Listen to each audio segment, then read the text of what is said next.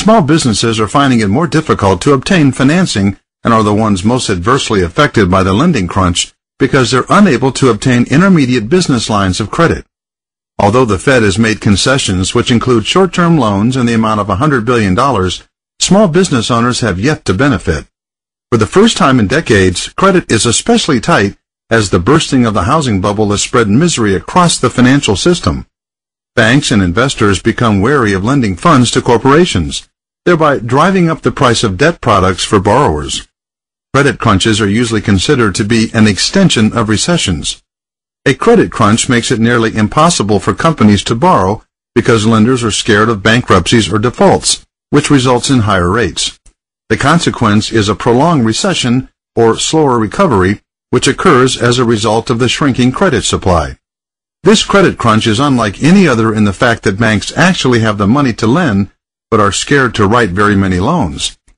Banks are opting to play it safe by adhering to their strict requirements of a 680 credit score or higher and requesting tax returns for businesses' lines of credit as low as $10,000. Before the credit crunch, it wasn't uncommon to obtain a business line of credit with a 620 and tax returns weren't required, except for lines over $50,000.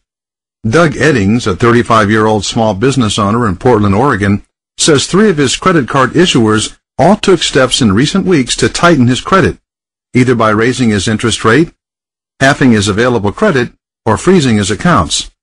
First, he received a notice from Chase in June notifying him that it was going to raise the interest rate on his Chase Amazon card to 29% from 17%.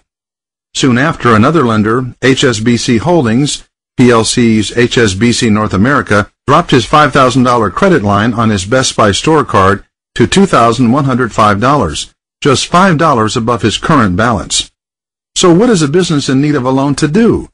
The best alternative in any market condition is to obtain trade lines of credit.